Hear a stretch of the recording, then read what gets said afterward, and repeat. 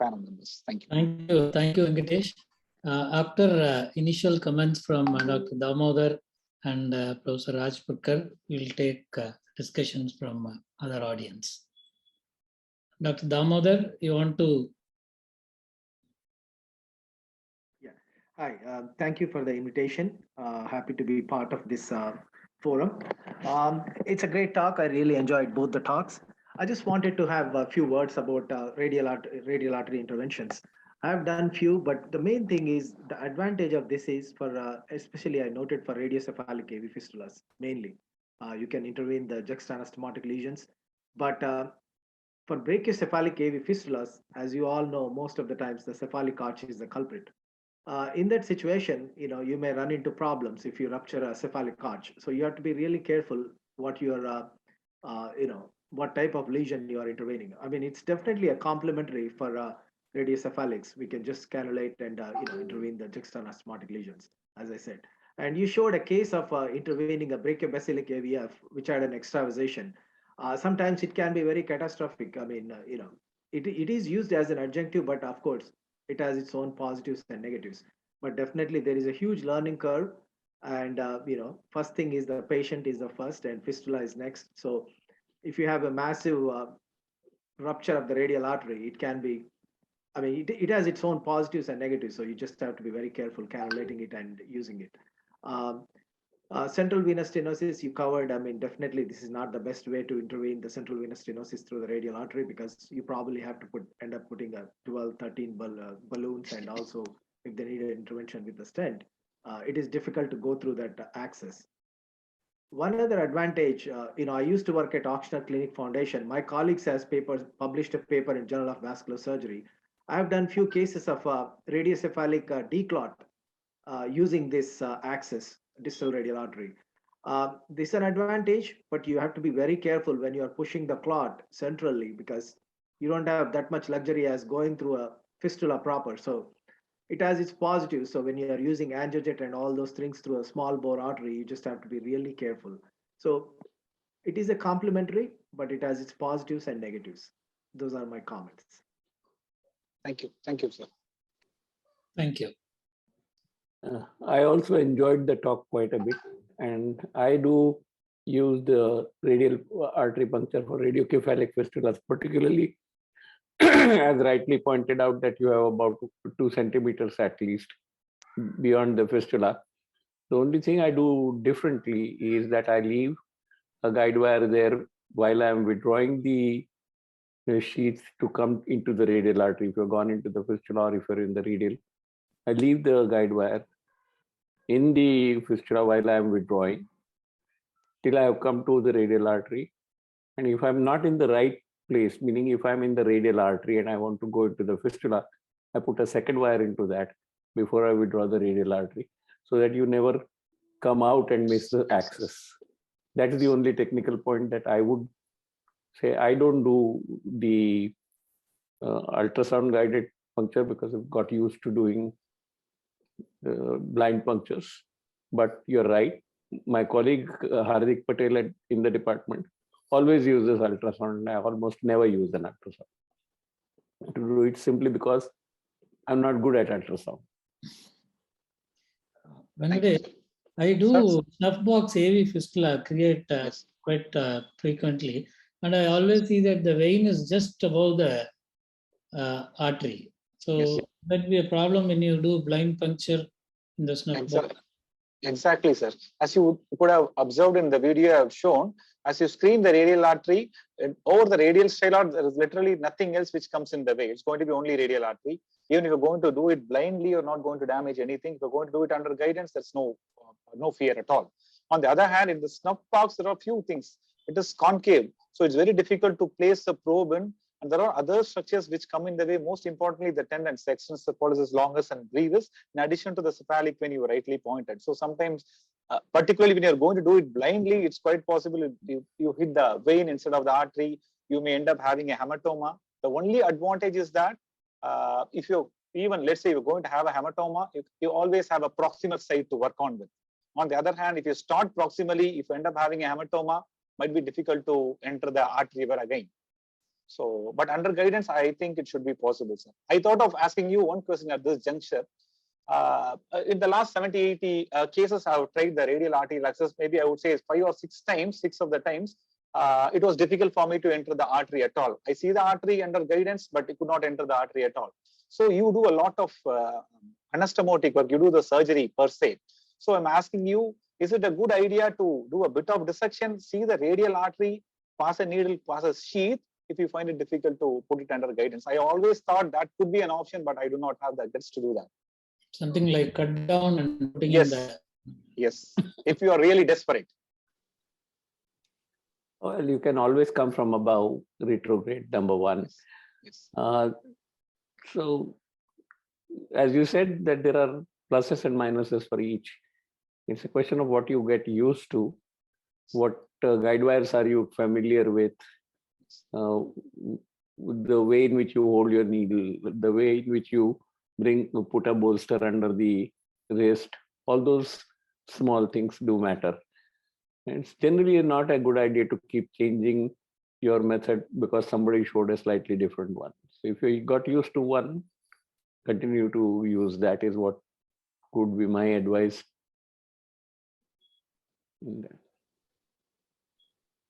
Yes. And any other comments and questions to Dr. Aadhil?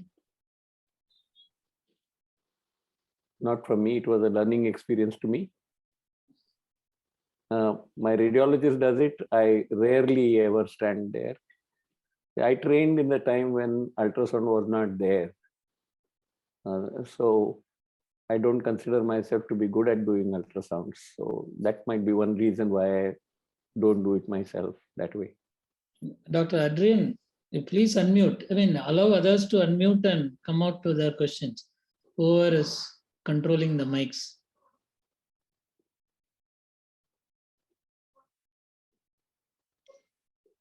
Dr. Adrian, question about heparin use from Dr. Adrian.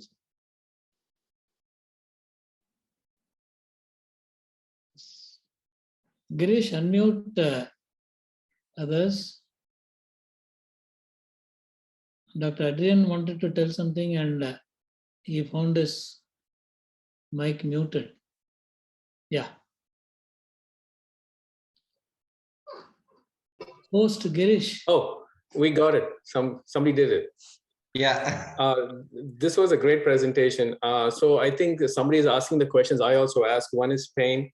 One is how much heparin do you use? And have you noticed that the skin blanches or the skin becomes pale after you give heparin or something like that through the when you go through the radial artery?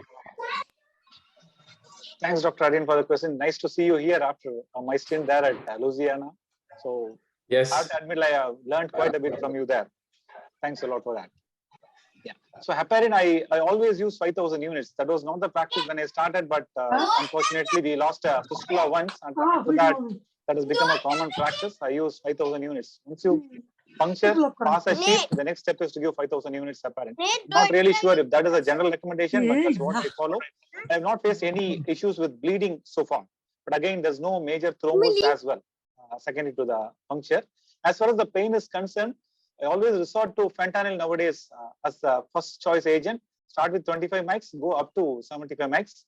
And that's what I use. And I'm not facing much trouble as far as the pain is concerned. The other thing which we can do when we use the radial artery access is the radial band, the TR band, the transradial band will allow us to exactly occlude the radial artery, and the advantage is that we can take off the band very soon. So the duration which sir you have said you have to keep the plaster for 1 day, that is not required. Generally, when I access the fistula with the radial artery, I keep it for only 4 hours.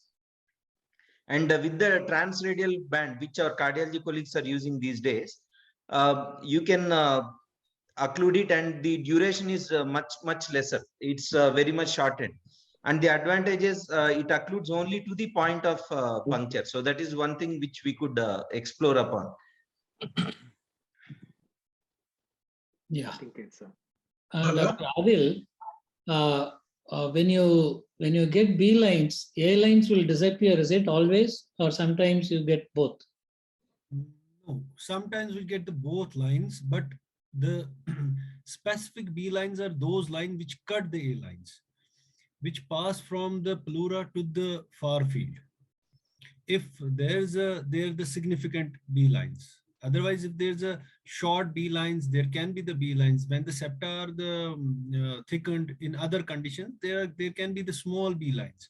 It can be multiple, but they cannot pass they cannot transect the A lines. When there's a big A line transecting the A lines, the B lines transecting the A lines, those are the specific and the specific A lines, B lines for the wet lung. So some people call Z lines. What is Z lines? There is when you get both A and B, is it? There are C lines, Z lines, B line, but the specific for the wet lung, these are only the B lines. B lines. And when The Z line, as you call it, or the Z line, is exactly like a line, and that's why to differentiate between the two, to make out if it's an A line, you have to increase the depth of your field to at least 10 centimeters. Because A lines will go all the way to the far field, whereas a Z line will stop less than 8 centimeters, maybe 4 centimeters. And that is also another artifact.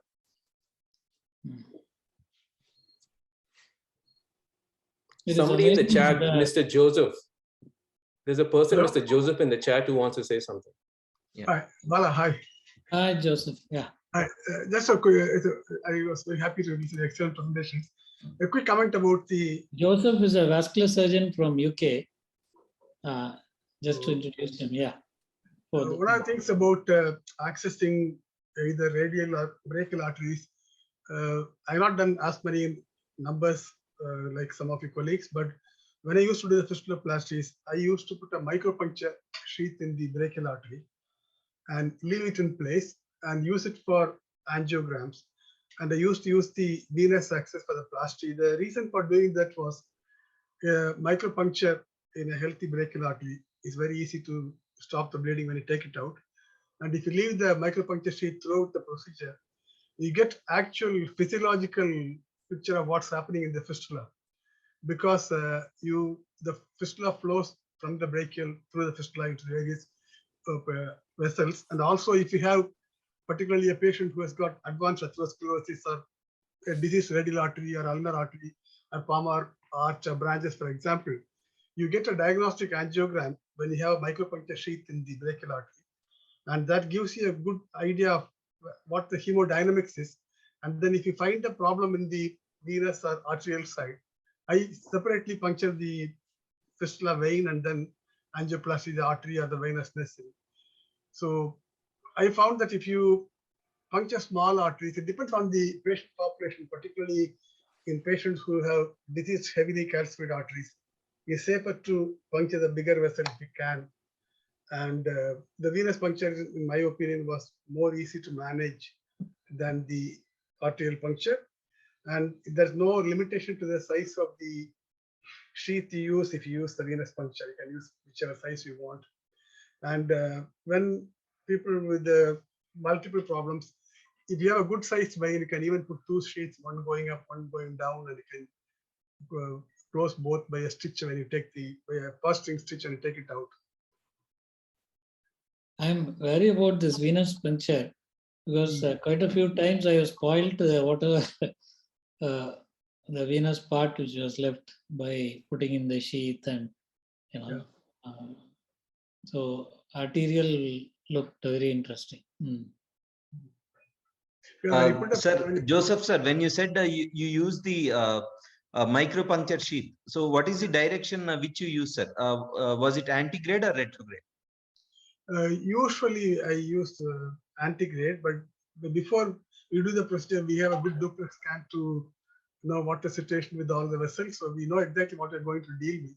Unless there's an inflow disease in the proximal brachia, I use it antegrade, but it doesn't make any difference if I'm using it for diagnostic purpose. All I use it for is to keep injecting dye throughout the procedure every now and then to see what you are dealing with.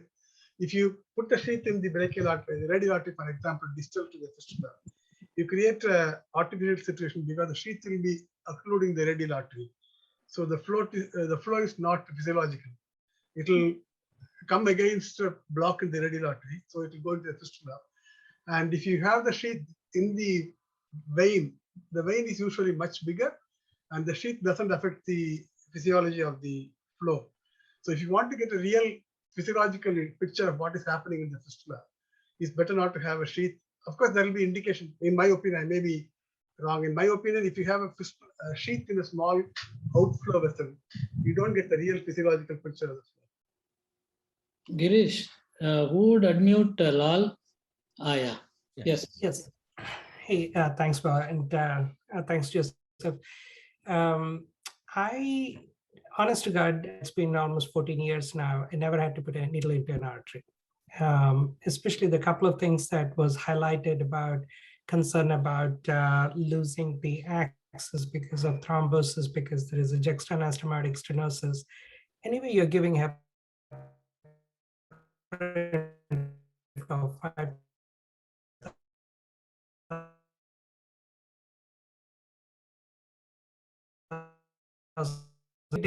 thrombus when the wire affects the whole thing, especially if we are late or if we are taking too long to get our balloon prepped and open it and other things. If it is now after all these years, it takes a few minutes for me to get my balloon in and plaster it out. So the flow is restored in probably about 3 to 4 minutes from the time the wire first enters the vein. But I still give the 2,000 units of heparin, which is more than enough. And as Joseph was mentioning, we can just put a suture at the end, and that's good enough to control any kind of a bleeding. I routinely use, especially for immature fistulas, one of the images which had both inflow and outflow stenosis. That's classical. We always go through the fistula with 2 sheets as if like we are doing a declot. Fistula thrombectomies we do with the 2 sheets in the fistula itself and cleaning up. Yes, there have been maybe a handful of cases where I thought, oh, maybe I could have used approach from the artery, then maybe I could have crossed the arterial anastomosis. But honestly, if your arterial anastomosis is so stenosed that you can't even pass a wire in one of the directions, likely the revision of that anastomosis is probably better than trying to balloon it, because ballooning it is probably just going to give you a symptomatic relief for a few additional months, and eventually there is going to get clotted up, especially if you don't have a good surveillance technology with it. So in my mind, touching the arteries, when you can easily and safely do it through the vein is very, very pardoning. You do a lot of things to the vein, it will forgive you for a lot. But any thing that you do, especially for the new beginners, if they are touching the arteries to first, dissection of the arteries and arterial complications, bleeding into the forearm for any number of reasons, requiring fasciotomies and other things, you can have devastating consequences for these patients. So in my practice, I like to use the fistula because even if you tear the fistula, you can just put a stent in and you're done with it. So yes, it's a good complementary technique in advanced practitioners. Definitely, I would sound caution for beginners in attempting to put the sheets in the arteries without having enough experience. I'll stop there. Thank you. Girish, Tushar, why don't you unmute everybody? Those who are not speaking, they'll mute themselves. Yeah. Hi. Yeah. Tushar? Yes. This is great presentations. I think wonderful discussion. Agree with what Joseph and Lal said. Arterial cannulations definitely has its negatives, but I just wanted to add one more perspective to an arterial cannulation. One being, if we are able to see a good snuff box vessel, and if your concern is that there is a big vein next to it, are we losing an opportunity to creating a snuff box AV fistula? So is that something we need to start looking at more closely? And two, if we have to learn something from cardiology literature, the new learner using radial artery approach for cardiac caths, the risk of total artery occlusion has been reported as anywhere between 10 to 30%. So yes, it is a big learning curve. That's a given. But should we really be thinking about avoiding it as far as possible and not using it as a routine mode of access, but only in specific special cases? So one should never say never, but again, not as a routine access for interventions in fistulograms. And secondly, on Aadhil's presentation, I think what I have started doing here because of the COVID situation, a lot of tunneled catheter placements at bedside. So again, without fluoroscopy, and using ultrasound to assess pre and post pleural slide, especially patients who are on high PEEP, where patient may have a small pneumothorax even to begin with and may get labeled as post-procedure complications. So having an ultrasound evaluation certainly helps with bedside placement of tunnel catheters. Tushar, I have an issue with your suggestion about snuff box preserving the vein. But if you had already made a radiocephalic fistula and we are having trouble and trying to intervene it, the vein would have been ligated, no? I mean,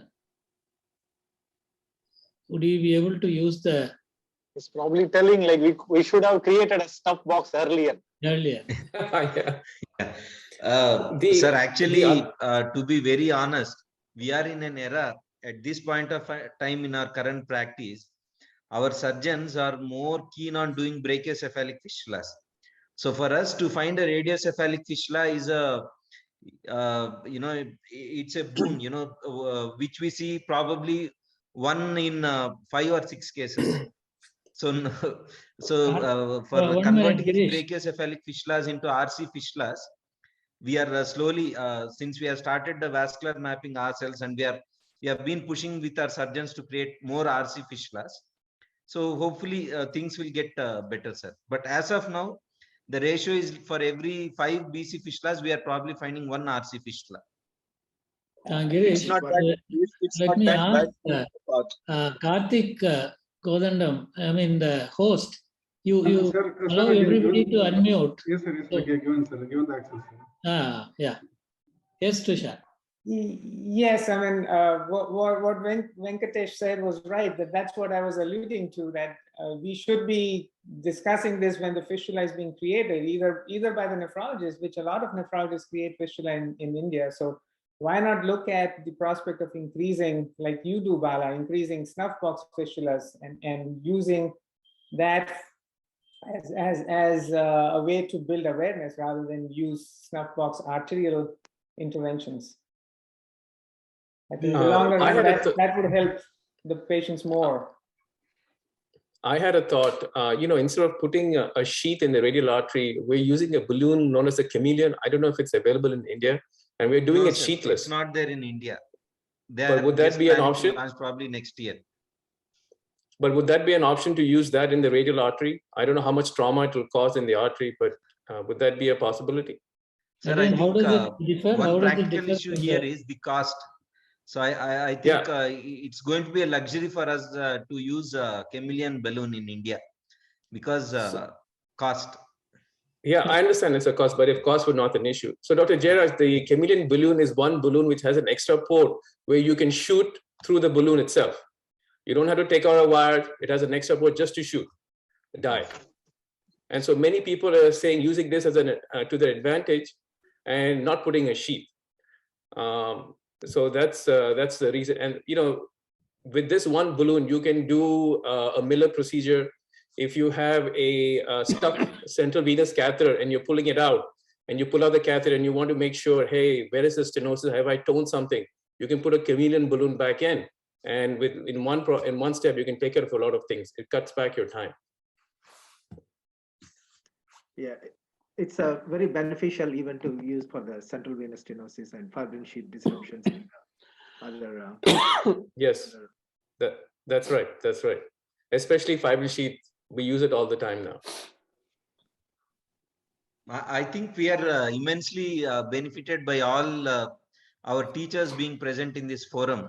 I think the comments which you have made on the radial artery access or the arterial access is very, very valid, in the sense that I'm very much sure Dr. Venkatesh sir and myself, probably we started using these arterial interventions after we have done close to some 200, 300 procedures with the fistula access. Initially, we started off with the fistula access for the interventions, and it's only in the later stages, I think after probably like 300, 400 interventions with the fistula access, we have started accessing the arteries. And the other thing, sir, the practical issue in our Indian settings, why we have started using, at least in my case, why we have started using the arterial access is to cut down the time, because generally we share our cath lab with our cardiology colleagues, and we get access to the cath lab in the late evenings.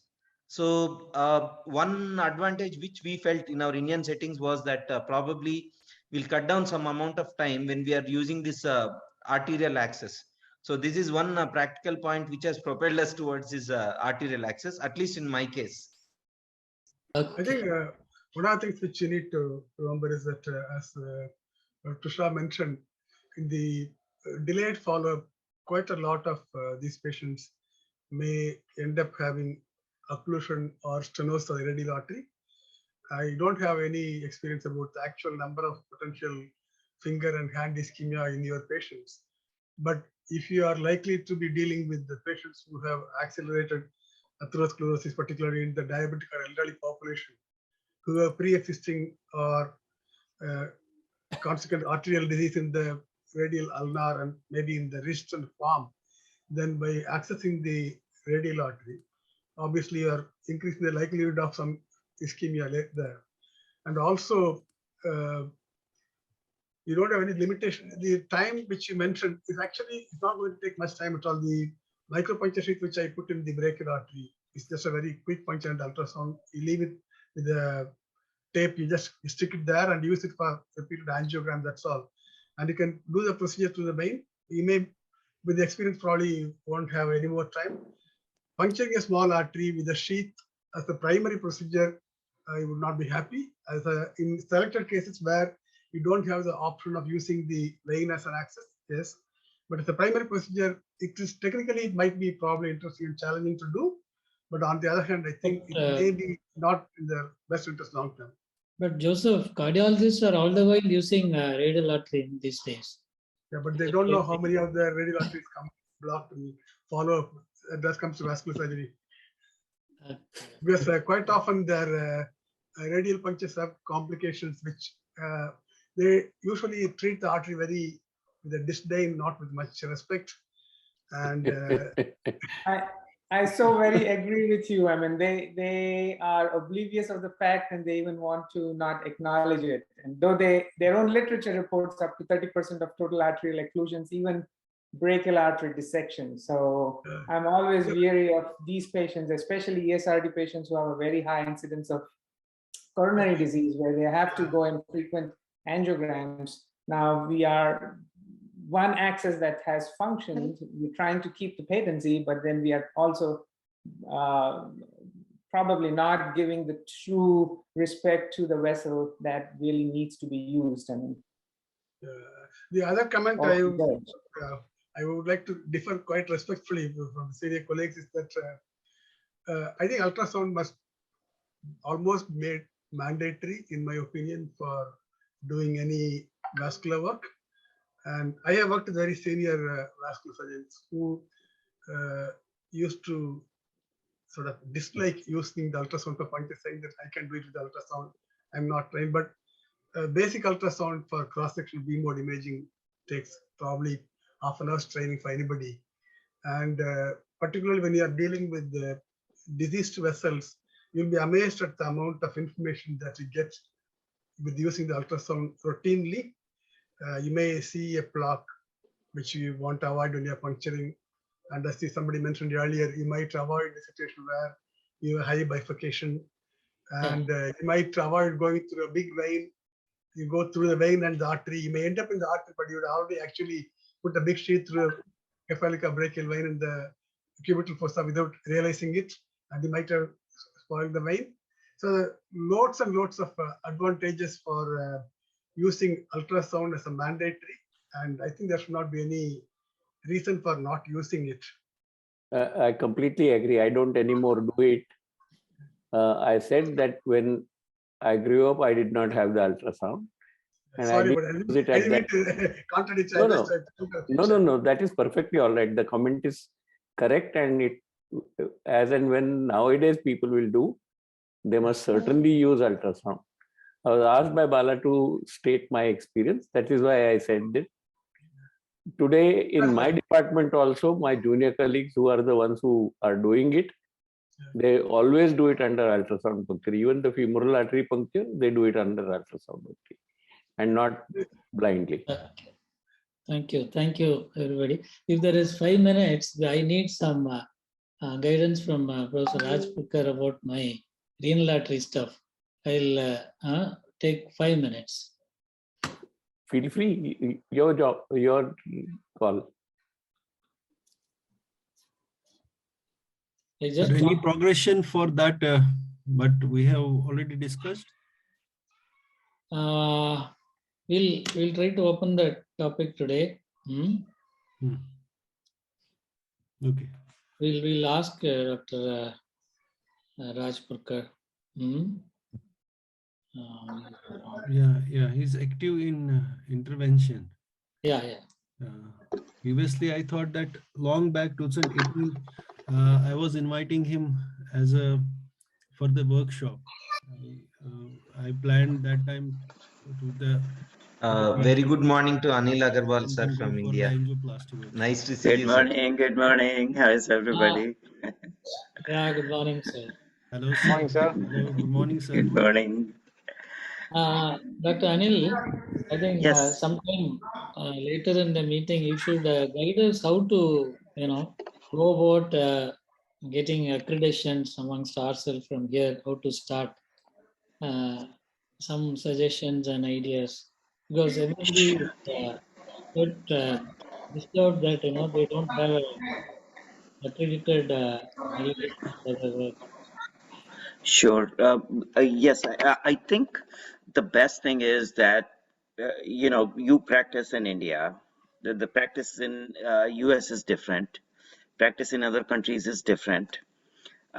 And you are the people who are going to certify people in India, because there is no way ASDIN can do it from US because of number of regulations, and so that becomes a problem across the borders.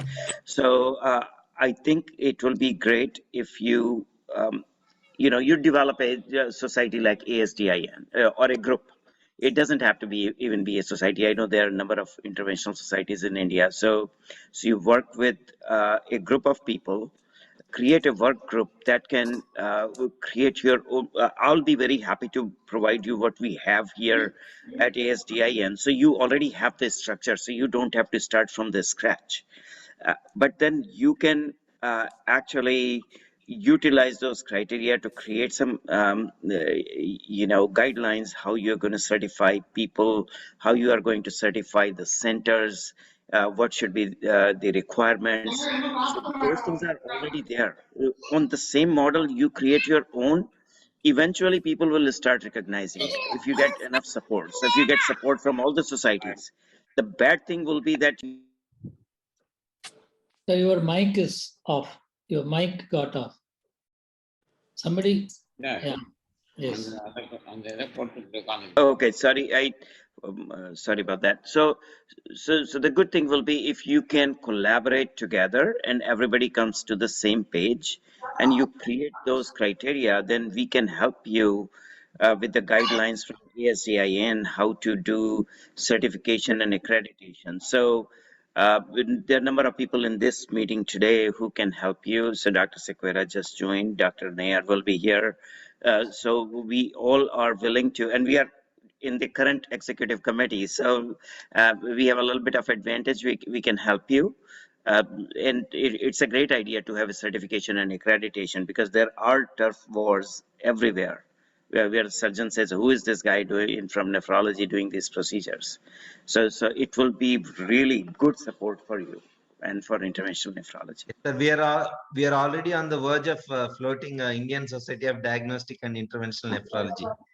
Okay. So, Dr. Anil, see, ISN they have sort of selected some centers for training, and I think India has All India Institute, I think only one. And across the world, they selected few centers.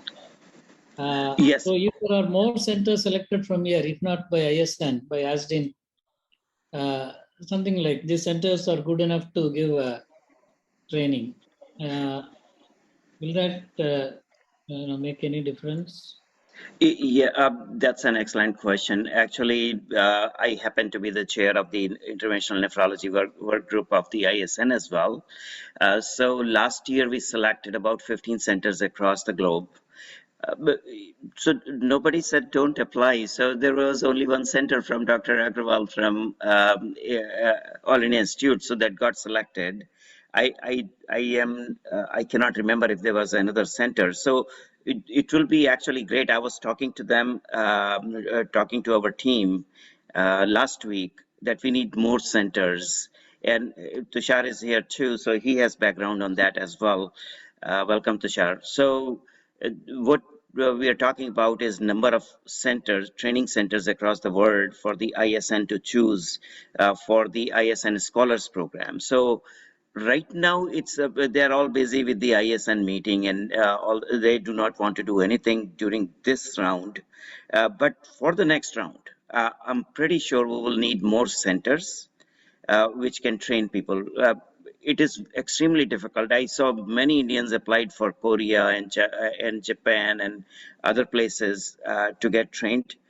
But once you go across the border, then there's an issue with the licensure, whether or not you can do hands-on training. If you stay within India, it's not that difficult. So I think it will be ideal for a country like India. It's a vast country. We are very fortunate to have this big country, and we have talent there that is sitting right here on the screen right now. So if you all get together and create more centers, I think it will be ideal. ISN will be happy to support, I'm pretty sure. Yeah. Okay. I think that is one idea. We'll get together. Yes. And Yes. Dr. Rajapurkar has come, joined. Sir? Girish? Yes, Yes, I have joined. Mohan sir is there. Yes, sir. I've joined. Good evening, sir. Good evening. Good evening.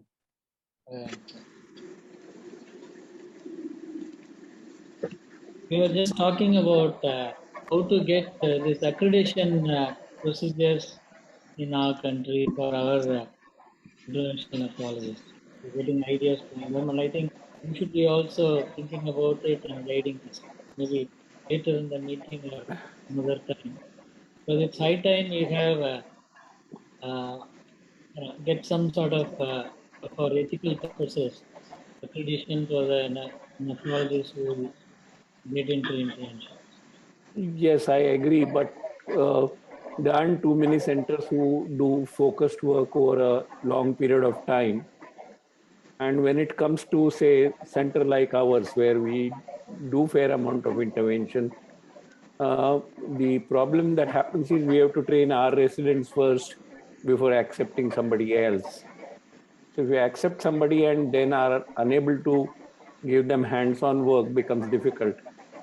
So on previous few occasions, what I've been telling people who approached me was that they can, if they have a reasonable imaging system at their place, they could accumulate a group of patients and we could come and help doing them in their own center. That's one way of learning it.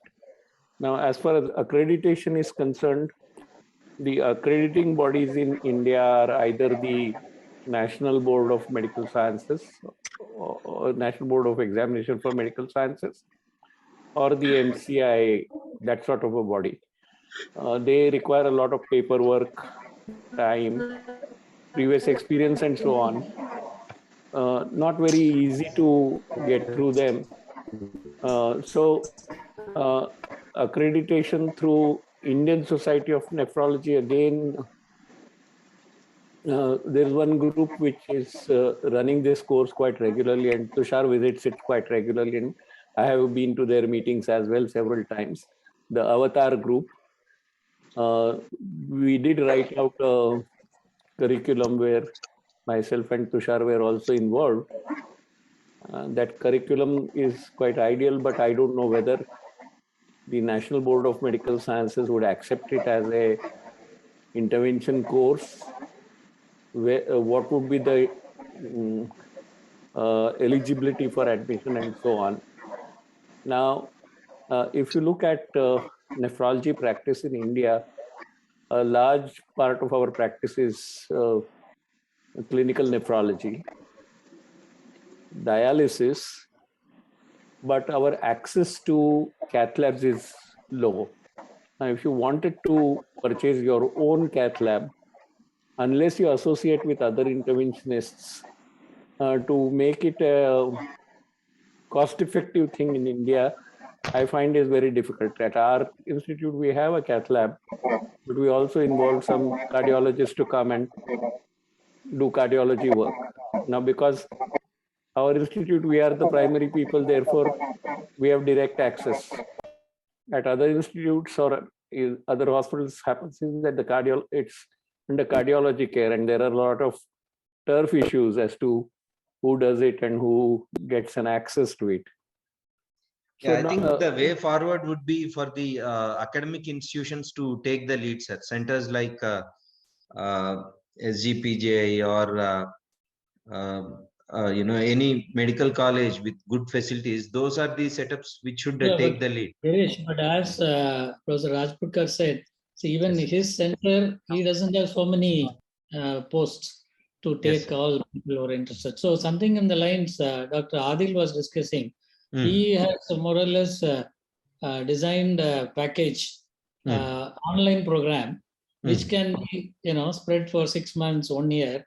But that can't be enough for giving accreditation. They'll have to have hands-on training. So for theory part and other observation, I mean, all those things, this online course they can enroll. And we should select many centers, not 1 or 2.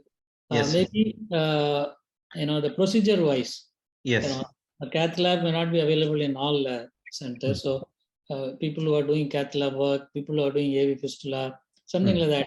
So that people from, India is a vast country. So let them take this online course and go for, fixed period of time and ensure that they have done so many procedures, something like that. On that line, we were discussing, I don't know whether that will work. But anyway, I think now we'll start this time, but good, we had a good starting point for the important discussion.